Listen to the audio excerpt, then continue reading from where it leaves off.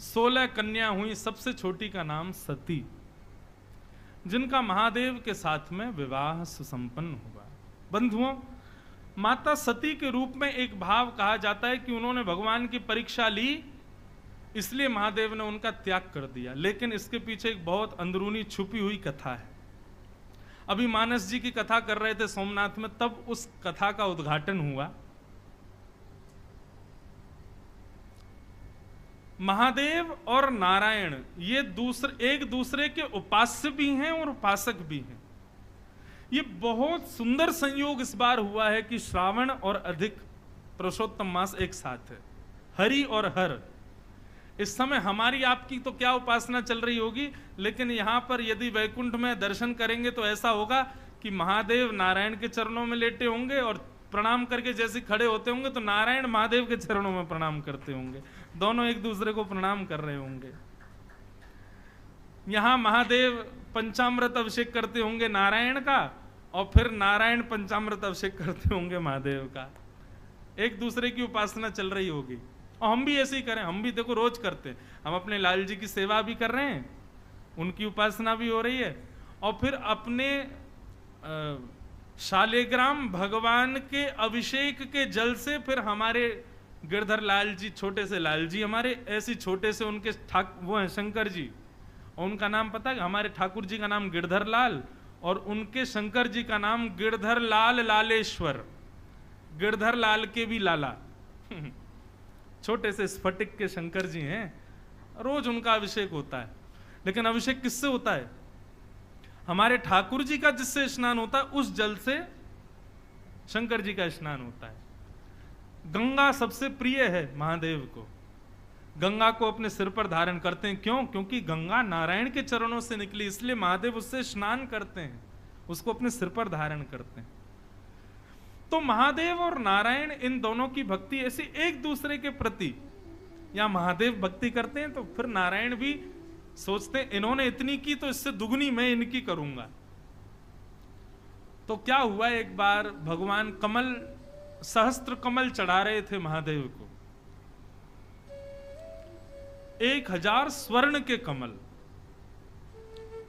स्वर्ण कमल। अच्छा एक बात बताऊं आपको, महादेव के मंदिर में जब भी जाओ, चाहे विल्लुपत्र चढ़ाओ, पुष्प चढ़ाओ, कोई टोना टोटका नहीं बता रहा हूं मैं एक सामान्य भक्ति भाव बता रहा हूं। महादेव के मंदिर में जाओ, महादेव के ऊपर जल चढ़ाओ, चाहे अभिषेक करो, चाहे विल्लुपत्र चढ़ाओ, चाहे पुष्प चढ़ाओ, चाहे माला पहनाओ, अधिकतर लोगों का स्वभाव होता है कि मंदिर में जाते हैं ओम नमः शिवाय, ओम नमः शिवाय, ओम नमः शिवाय, ओम नमः शिवाय, ओम नमः शिवाय, ओम नमः शिवाय बोलते हैं। मेरा ऐसा मानना है, महादेव को महादेव का ही नाम सुनाओगे उससे उनको शायद इतनी प्रसन्न, ऊब गए होंगे, अब तो सुन सुन के पक गए होंगे, पूरे दिन मेरा ही नाम गाते रहते हैं। महादेव के सन्मुख जाके उनको जो प्रिय है वो नाम गाओ। मैं रोज अभिषेक करता हूं, लेकिन अभिषेक करते समय मेरे मुख पर होता है श्री राम जय जय राम। और हमने एक श्रृंगी बनवाई है बनारस से, वो जो श्रृंगी जिससे अभिषेक होता है उस पर भी राम राम राम राम राम राम, पूरी श्रृंगी पर राम लिखा है। लोग ओम नमः शिवाय लिखवाते हैं, हमने कहा नहीं, गंगा जल पंचामृत इस राम नाम के शब्द से स्पर्श करके तब महादेव को जाए तो महादेव भी प्रसन्न होंगे, मेरे राम आ रहे हैं। नारायण नारायण नारायण, श्री राम जय जय राम, ऐसे नामों का उच्चारण करते हुए महादेव पर जल चढ़ाओ, पुष्प चढ़ाओ, विल्लपत्र चढ़ाओ, महादेव और प्रसन्न हो जाएंगे, अति प्रसन्न हो जाएंगे। ओम नमः शिवाय सुनने से ठीक है थोड़े खुश होते होंगे, लेकिन राम नाम और नारायण नाम सुनकर के महादेव नृत्य करने लग जाते होंगे, वाह मेरा कोई, मेरे प्रेमी का प्रेमी आया है, वो प्रसन्न हो जाते होंगे।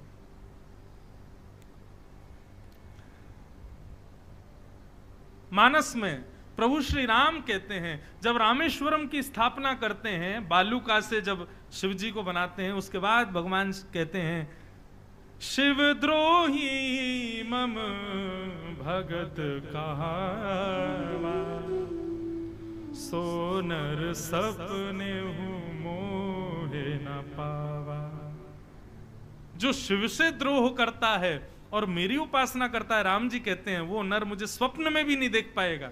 और यही बात महादेव कहते हैं, जो राम जी से विद्रोह करता है और मेरी उपासना करता है वो स्वप्न में भी मुझे पा नहीं सकता, मेरी प्राप्ति नहीं कर पाएगा।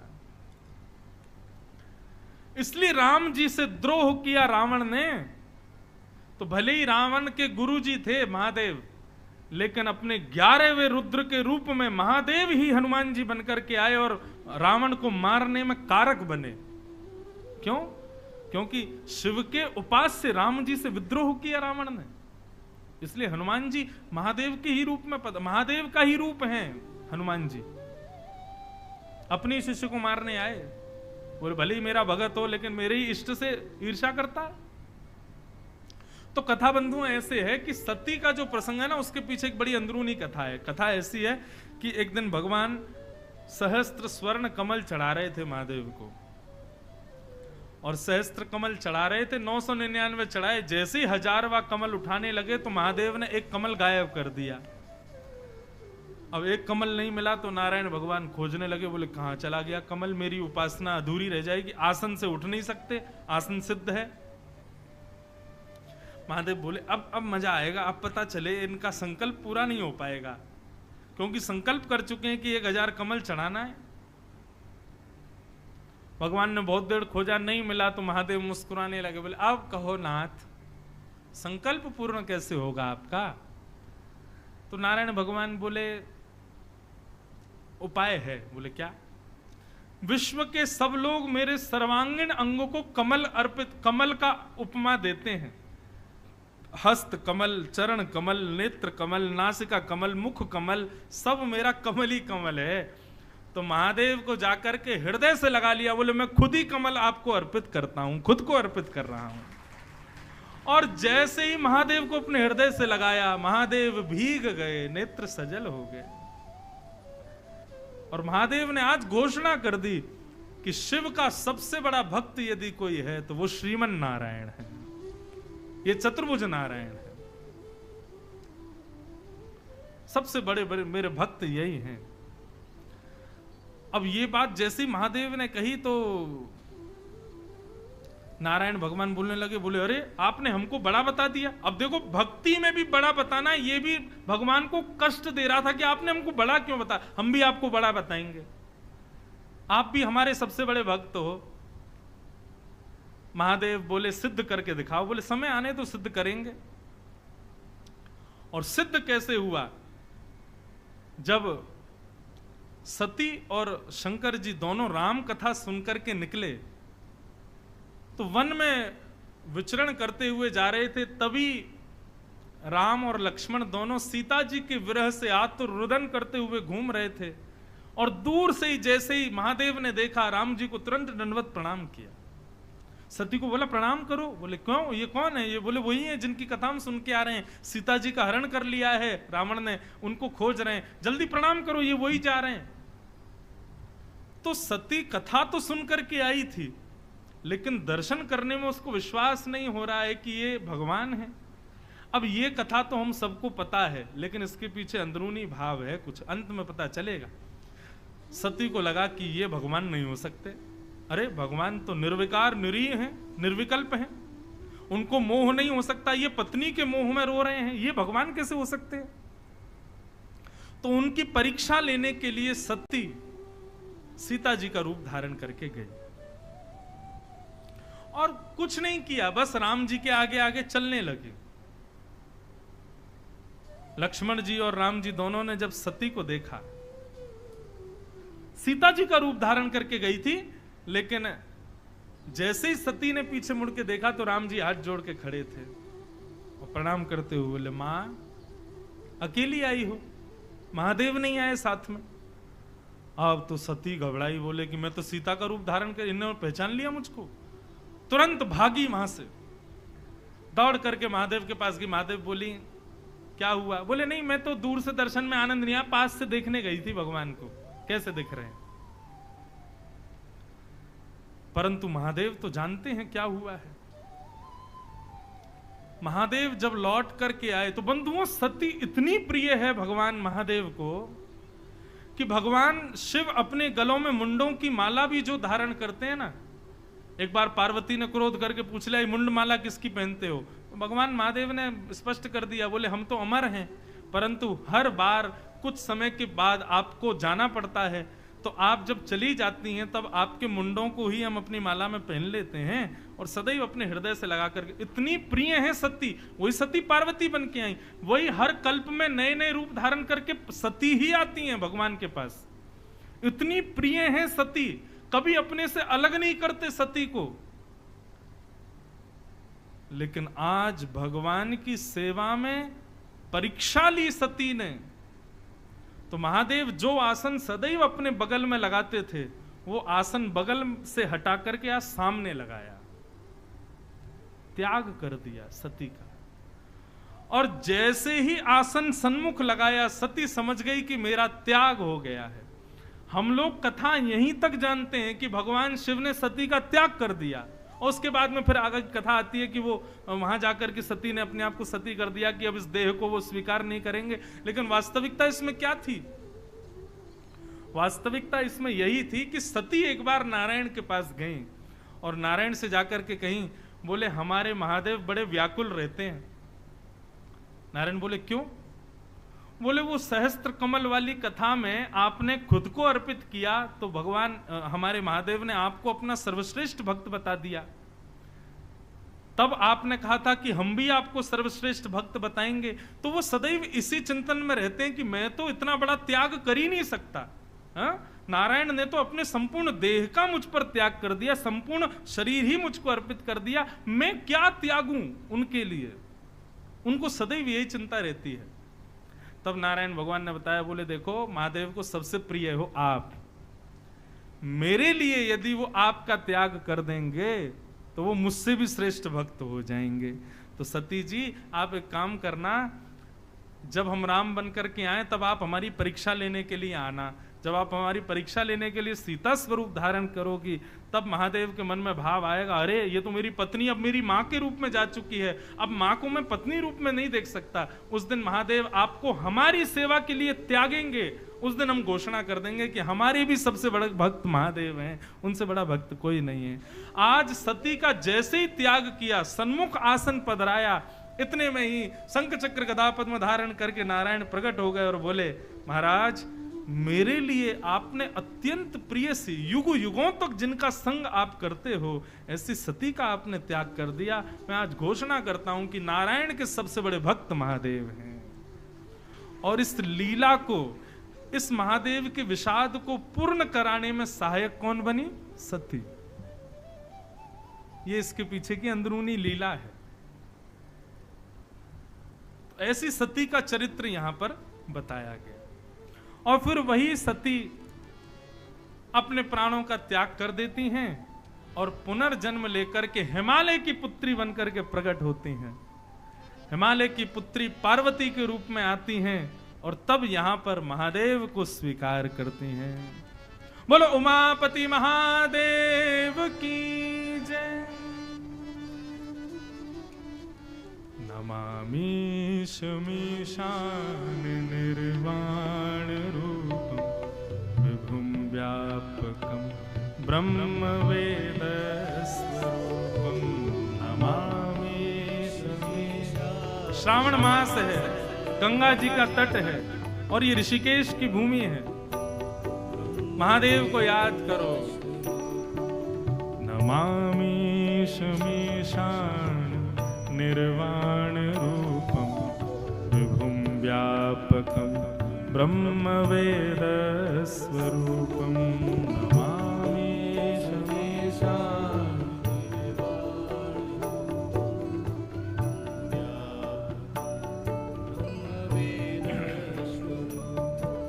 निजं निर्गुणं निर्विकल्पं निरीहं चिदाकाशमाकाशवासं भजेऽहम्। निर्गुणं निर्विकल्पं निरीहं चिदाकाशमाकाशवासं भजेऽहम्। निराकारमोङ्कारमूलं तुरीयं गिराज्ञानगोतीतमीशं गिरीशं करालं महाकालकालं कृपालं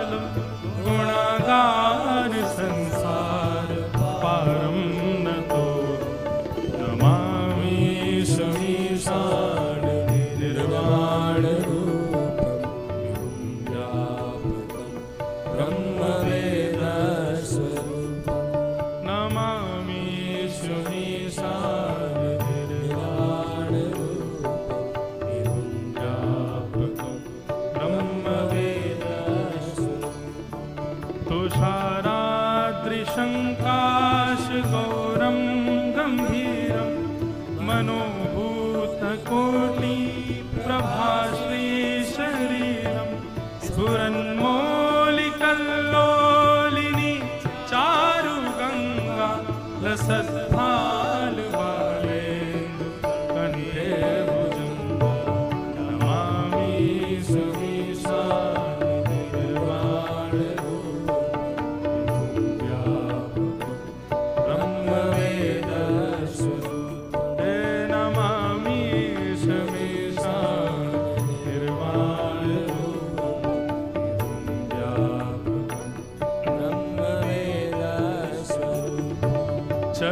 चलत्कुण्डलं भ्रूसुनेत्रं विशालं प्रसन्नाननं नीलकण्ठं दयालं मृगाधीशचर्माम्बरं मुण्डमालं प्रियं शङ्करं सर्वनाथं भजामि नमामि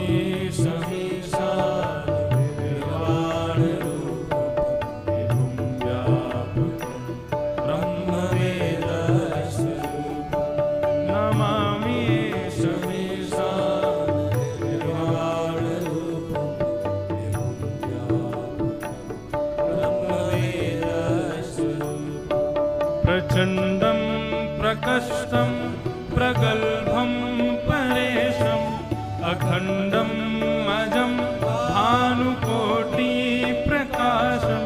त्र्यः शूलनिर्मूलनं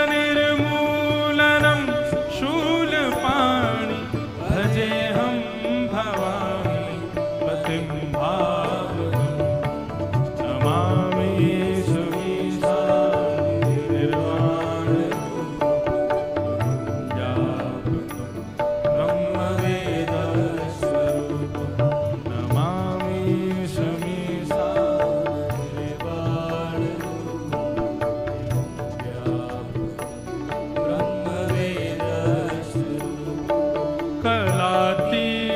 कल्याण कल्पान्तकारी सदा सज्जनानंद दाता पुरारी चिदानंद संदोहो आपहारी प्रसीद प्रसीद प्रभो मन्मथा नमामि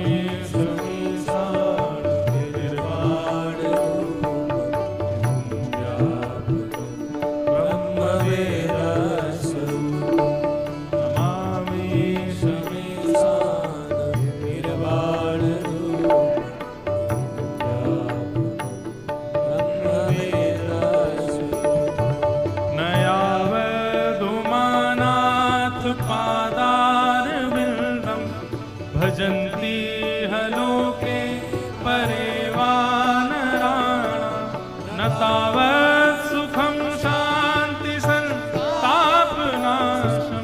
प्रसीद प्रभो सर्वभूतादिवासं नमामि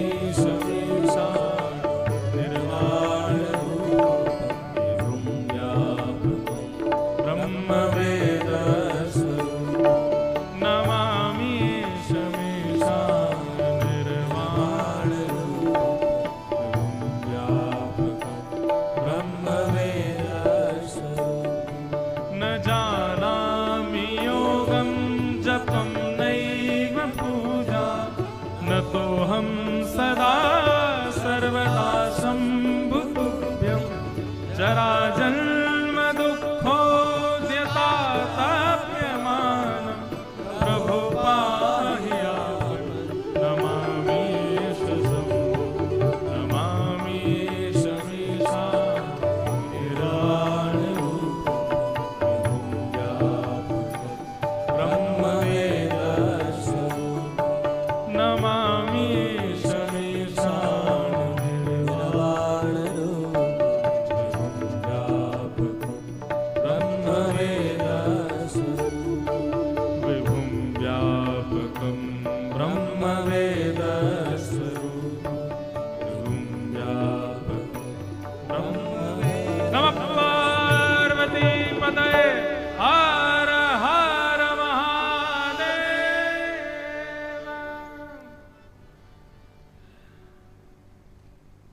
ऋषिकेश में कई बार आना हुआ है मेरा।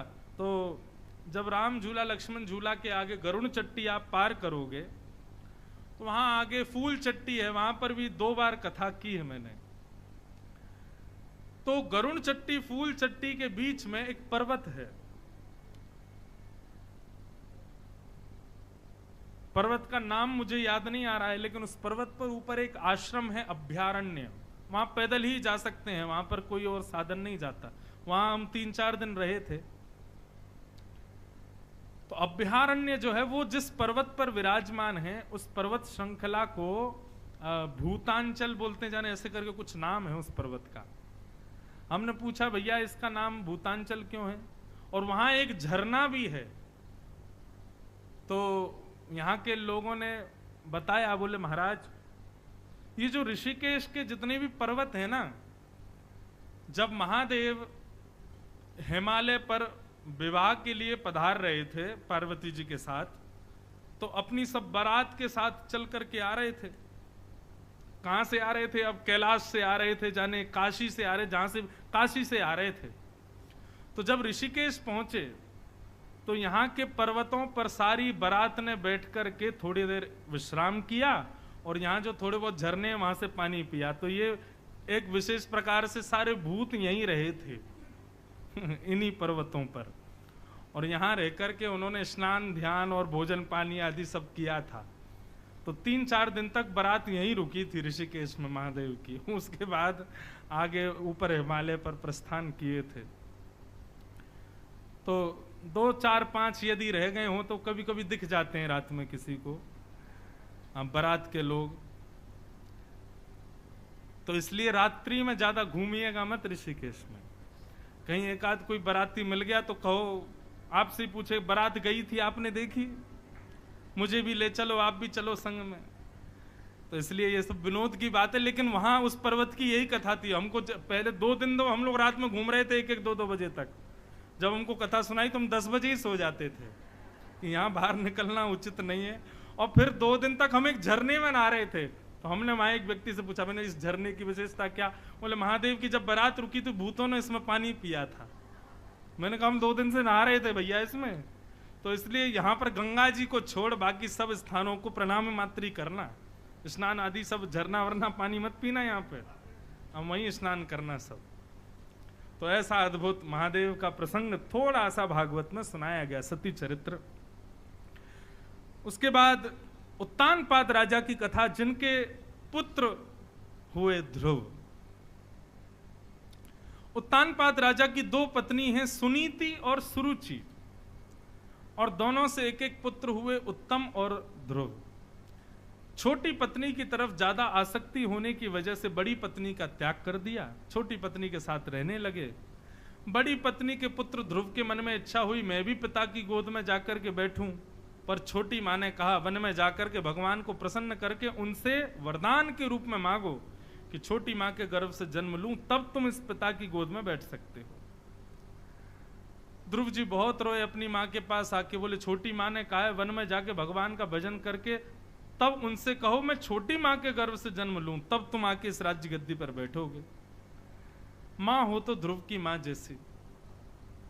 ध्रुव की मां ने समझाया बेटा, मां ने क्या क्या कहा सब बातों को विशेष ध्यान मत दो, ये कहा वन में जाके भगवान का भजन करो, इस बात को स्वीकार करो। श्रोता के 4 लक्षण होते हैं, सुनने वाले के 4 लक्षण होते हैं, चातक, हंस, मीन और सुक। इन सब विषयों पर मैंने कई बार विस्तार से प्रवचन किया है, पर थोड़ा सूक्ष्म में कह चलूं, अब कृष्ण जन्म भी करना है, कथाएं बहुत हैं। तो चातक का स्वभाव होता है कि वो गंगा जल भी नहीं पीता प्यास लगती है तो। गंगा जल जिनकी वेद पुराणों में इतनी महिमा बताई गई, चातक उस गंगा जल को भी नहीं पीता। क्यों? क्योंकि वो प्रेमी होता है बादल से गिरने वाले स्वाति के जल का, और अपने प्रेम के आगे उसको दुनिया के कितने भी लोग वेद पुराण कहते हैं गंगा का जल ऐसा, गंगा का जल वैसा, लेकिन चातक कहता है कितना भी हो, लेकिन मेरा प्रेमी तो काले बादलों का जल है, मैं उसी को ही पान करूंगा। उसके आगे चाहे अमृत क्यों ना रख दो, मैं उसको स्वीकार नहीं करूंगा। कथा का श्रोता प्रेमी ऐसा ही होना चाहिए। उसको कितने भी प्रलोभन दिए जाएं, ऐसा कर लो ऐसा कर लो, लेकिन कथा का समय है तो उस समय सारे प्रलोभनों को छोड़े, केवल कथा को स्वीकार करे। ये चातक प्रवृत्ति के श्रोता। हमने देखा है कई बार क्या होता है, जब लोग ऐसे स्थानों पर कथा सुनने आते हैं ना, अब तो ऐसा नहीं होता, कथा ऐसी सुनाते हैं कि उठ ही नहीं पाता, लेकिन कई बार लोग बाग क्या करते हैं, कथा के समय पर ही चले जाते हैं कहीं भी। और किस भाव से जाते हैं, अरे कल सुन लेंगे, आज घूमे आते हैं थोड़ा। नहीं, आप चातक की प्रवृत्ति के रहो। हमने सुबह की कथा रखी इसलिए ताकि पूरे दिन डोलो, सुबह कथा सुन लो, हमको छुट्टी दो, फिर कहीं जाओ। शाम की कथा में बंद जाओगे, क्यों? बोले सुबह उठो, खान पान को, फिर कथा का इंतजार 3 बजे से कथा 6-7 बजे तक, ना सुबह के कच रहे ना रात के। इसलिए हमने सुबह ही कथा रखी, क्योंकि हमको भी कई आश्रमों में जाना होता है, ऋषिकेश आते हैं तो हरिद्वार भी जाना होता है, सुबह कथा करके सब फ्री हैं। लेकिन विशेषता यह है कि भैया कथा के आगे बहुव्यंजन भी मिले, अमृत भी मिले, उसका त्याग करो, कथा को प्रधानता दो। ये चातक प्रवृत्ति, चातक।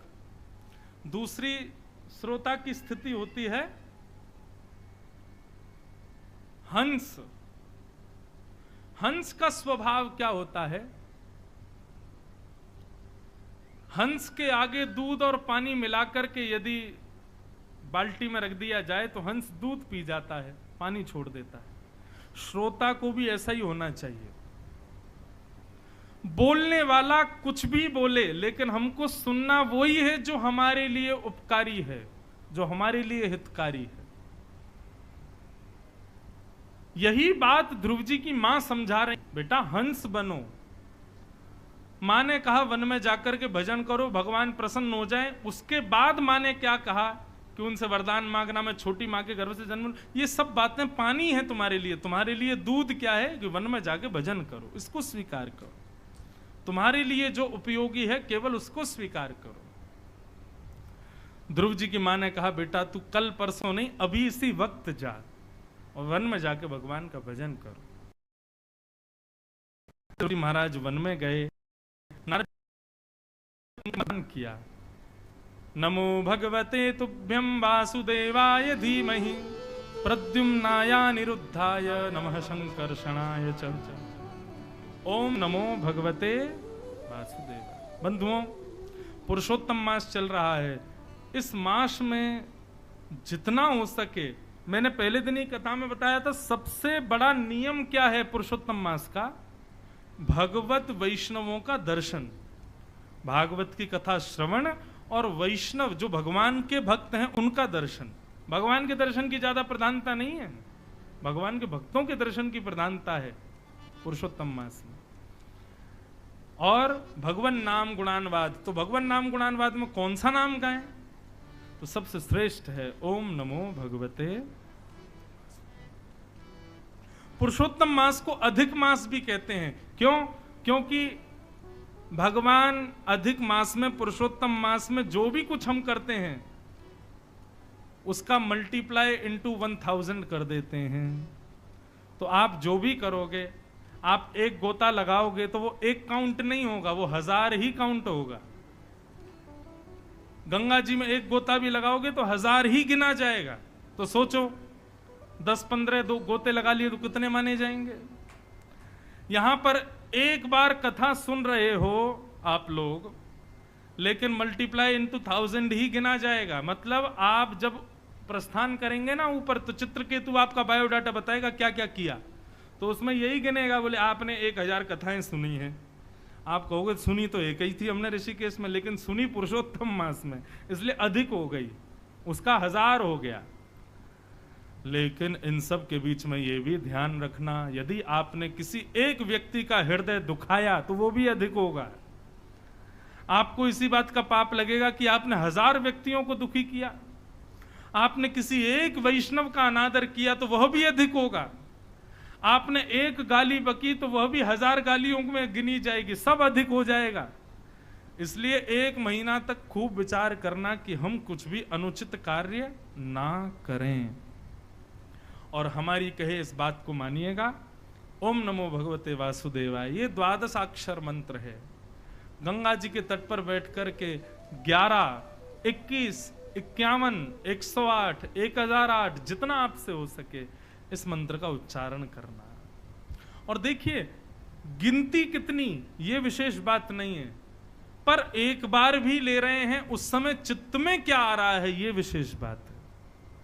लोग 1000 नाम तो ले लेते हैं, लेकिन हजारों नाम लेते समय स्थिति क्या होती है, चित्त क्या चल रहा है, सूरत में क्या हो रहा होगा, चेन्नई में क्या चल रहा होगा, दिल्ली में क्या हो रहा होगा। ओम नमो भगवते वासुदेवाय, ओम नमो भगवते वासुदेवाय। बच्चे बेचारे स्कूल जा रहे हैं कि नहीं जा रहे, ओम नमो भगवते वासुदेवाय, ऐसा नहीं। जब ओम नमो भगवते वासुदेवाय कहो तब आपके चित्त में शंख चक्र गदा पद्मधारी नारायण, त्रिभंग ललित श्री राधा रमण, बांके बिहारी, ये सब आपके चित्त में और आप उनके चरणों में ऐसा दर्शन करो। तब आपके द्वारा लिया गया एक नाम ही भी कल्याणकारी होगा। लेकिन 1008 नाम भी गाए गए लेकिन चित्त कहीं और घूम रहा है तो उसकी कोई प्रधानता नहीं है। नारद जी ने ये मंत्र प्रदान करके ध्रुव जी को भेजा। ध्रुव जी महाराज वन में गए, वन में जाकर के 5 महीने तक उपासना की, तब जाकर के भगवान हरि प्रकट हुए और प्रकट होकर के ध्रुव जी से कहा वरदान मांगो। ध्रुव तुम हमको बुला रहे हो, अब हमारी स्तुति गाओ, क्या कहना चाहते हो, क्या बात है बताओ।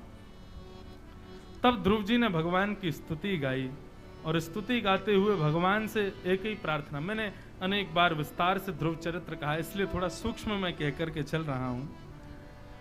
ध्रुव जी कहते हैं भक्ति मुहु प्रवहताम त्वयि में प्रसंगो भूयाद अनंत महताम अमलाशयानाम येनांजसौल्वणुमुरुव्यसनं भवाब्धिं निश्चय भवद्गुण कथामृतपान मत्त। ध्रुव जी कह रहे हैं नाथ मुझे एक व्यसन लगा दीजिए। भगवान बोले कैसा व्यसन? कुछ खाने पीने का व्यसन नहीं चाहिए भगवान, सुनने का व्यसन चाहिए। और क्या सुनने का व्यसन चाहिए? बोले आपकी कथा सुनने का मैं व्यसनी हो जाऊं, ऐसी कृपा मुझ पर कर दीजिए। बंधुओं एक बात बताएं, भगवत भक्ति को जब तक आप अपने लिए व्यसन नहीं बनाओगे तब तक वो भक्ति लाभकारी नहीं होगी। बहुत ध्यान से सुनिएगा इस बात को। जैसे व्यसनी व्यक्ति सांसारिक वस्तु को व्यसन बना लेता है, मदिरा को व्यसन बना ले, सिगरेट को व्यसन बना ले, तंबाकू को व्यसन बना ले। और व्यसन केवल ये तंबाकू बीड़ी सिगरेट ही नहीं, कई लोगों के बड़े बड़े व्यसन होते हैं। कईयों को श्रृंगार का व्यसन होता है, वो बिना श्रृंगार के रह ही नहीं पाते, एक क्षण नहीं, रात में मेकअप करके ही सोते हैं। कई लोगों को ऐसा व्यसन, कई लोगों को कपड़े पहनने का व्यसन, कई लोगों को नए नए कपड़े खरीदने का व्यसन, कई लोगों को चटपटा खाने का व्यसन, कई लोगों को सुंदर रूप देखने का व्यसन, कई लोगों को सुंदर स्वर सुनने का व्यसन। ये इतने सारे व्यसन हम लोग अपने अंदर लगा लेते हैं। लेकिन ध्रुव जी महाराज क्या कह रहे हैं? बोले नाथ आपकी कथा सुनने का मुझे व्यसन हो जाए, मुझे लत लग जाए। जैसे व्यसनी व्यक्ति बिना लत के नहीं रह पाता, ऐसे में आपकी कथा के बिना तड़पने लग जाऊं, मचलने लग जाऊं, बिना जल के मछली तड़पे, ऐसे बिना कथा की मेरी स्थिति हो जाए। नाथ ये कृपा कर दो। कितना अच्छा वरदान मांगा भगवान से। ठाकुर जी बोले तुमने मुझको नहीं मांगा, मेरी कथा को मांगा। क्यों? बोले ठाकुर जी मैं आपको मांगूंगा तो आपका एक रूप मुझको मिल जाएगा। कटाक्ष नेत्र हैं, पतली सी नाक है, सांवले सा स्वरूप है, संग चक्र गदा पद्म धारण करके आप खड़े हो। अब मैं 365 दिन उसी रूप को देखता रहूंगा। लेकिन कथा में वक्ता ना जाने कितने रूपों का दर्शन करा देता है। कथा इसलिए मांग रहा हूं क्योंकि वहां आपके अनंत रूप दिखाई देते हैं। कभी आप अर्जुन का रथ चला रहे हो, आपके चेहरे पर पसीना आ रहा है, आपकी अलकावलियां आपके मुखमंडल पर आ रही हैं। कभी आप विराट रूप धारण कर रहे हो, कभी वृंदावन में त्रिभंग लली बंशी बजा रहे हो, गोपियों के संग रास विहार कर रहे हो, सुदामा के गले में गलवैयां डाल के घूम रहे हो, रुक्मणी के साथ विहार कर रहे हो। वक्ता आपके कितने रूपों को दे देता है। मैं आपसे आपका रूप मांगूंगा तो एक ही मिलेगा, लेकिन कथा मांगूंगा तो 1000 रूप प्राप्त होंगे। इसलिए नाथ मुझे आपकी कथा दे दीजिए। अच्छा, एक बात की विशेषता बताएं, मैंने थोड़ा अवलोकन किया कि भागवत में जितने भी भक्त हैं, एक ने भी भगवान को नहीं मांगा। अभी गिनती करते चलो, भगवान को कोई नहीं मांग रहा है, सब भगवान की भक्ति मांग रहे हैं और भगवान की कथा मांग रहे हैं। इसके पीछे कारण क्या है बंधुओं? हमारी इंद्रियां जो है ना, ये सांसारी इंद्रियां हैं। इन इंद्रियों की लिमिट होती है किसी भी चीज का उपभोग करने की, उससे अधिक ये कर नहीं पाती। उससे अधिक कराओगे तो ये ऊबने लग जाती हैं। इसलिए समस्त इंद्रियों ने कहा, हे नाथ, आप कहीं हमको मिल गए और हमारी इंद्रियां कहीं सेवा भाव आदि से सांसारिक होने के नाते कहीं ऊब गई तो हमसे अपराध बन जाएगा। इसलिए आप हमको मत मिलो, हमको वियोगी रहने दो, आपके वियोग में हम रहें, लेकिन आपका वियोग संयोग का अनुभव कराता रहे, उसके लिए आप अपनी कथा हमको दे दो, हमको भक्ति दे दो, ताकि भक्ति के माध्यम से, कथा के माध्यम से आपका एक संयोग भी मिलता रहे और वियोग में हम तड़पते रहें। मैं अपनी कथा में कहा करता हूं, वियोग प्रेम को पुष्ट करती है। जिस व्यक्ति ने वियोग नहीं सहा, वो प्रेम और भक्ति का अधिकारी नहीं बन पाएगा। वियोग सहना अनिवार्य है, वियोग सहना पड़ेगा। वो बात अलग है, किसी को जरूरत ही नहीं है वियोग की तो अलग स्थिति है, लेकिन प्रेम आसक्त जो है, यदि उसको वियोग मिल जाए तो वियोग प्रेम को पुष्ट करता है और दृढ़ कर देता है। ध्रुव जी महाराज ने कहा, हे नाथ, कृपा करके आप अपनी कथा रस मुझे प्रदान कर दीजिए, मुझे उसकी लत लग जाए, ऐसी कृपा कर दो। भगवान ने ध्रुव जी के ऊपर कृपा की और कृपा करके भगवान वहां से प्रस्थान कर गए। ध्रुव जी ने 36,000 वर्ष तक राज्य किया और 36,000 वर्ष बाद एक विमान आया, उस विमान पर मृत्यु के सिर पर पैर रख करके ध्रुव जी प्रस्थान कर गए। बोलो भक्तवत्सल भगवान की जय। देखो, भक्त चरित्र सबने सुने, कथाएं भी सबको याद होंगी, लेकिन उनके स्तुति में वो विशेषता क्या कहते हैं, ये हमको सुनना है। ध्रुव जी ने एक बात और कही भगवान से, क्या? कि हे नाथ, योऽन्तः प्रविश्य मम वाचमिमां प्रसुप्तां संजीवयत्यखिल शक्तिधर स्वधाम्ना अन्यांश हस्तचरण श्रवण त्वगादि प्राणान् नमो भगवते पुरुषाय तुभ्यम्। ध्रुव जी कहते हैं, हे नाथ, हमारी आंखों को देखने की शक्ति आपने प्रदान की, कानों को सुनने की शक्ति आपने प्रदान की, जीव को रस लेने की शक्ति आपने प्रदान की, हाथों को कर्म करने की, पैरों को चलने की, समस्त इंद्रियों को शक्ति आपने प्रदान की। लेकिन ये मानव कितना अभागा है, शक्ति प्रदान करने वाले को कभी धन्यवाद नहीं कहता। धन्यवाद कैसे कहना है? मतलब अपनी उस इंद्रिय को भक्ति में लगा करके भगवान को धन्यवाद कहो। जैसे कि अभी आप कथा सुन रहे हो, तो कथा सुन रहे हैं, लेकिन एक प्रकार से आप भगवान को कान देने के लिए कानों से धन्यवाद कह रहे हो। हे नाथ, हम आपकी कथा सुन करके, इन कानों से हम संसार को सुनते हैं, लेकिन आज आपकी कथा सुन करके इन कानों से धन्यवाद कह रहे हैं, आपने हमको कान दिए। जब हम दर्शन करने के लिए जाते हैं तो हम नेत्रों से ठाकुर जी को धन्यवाद कहते हैं। इन नेत्रों से हमने संसार देखा, लेकिन ठाकुर जी आज आपको देख करके हम इन नेत्रों से आपको धन्यवाद कह रहे हैं जो आपने हमको नेत्र दिए।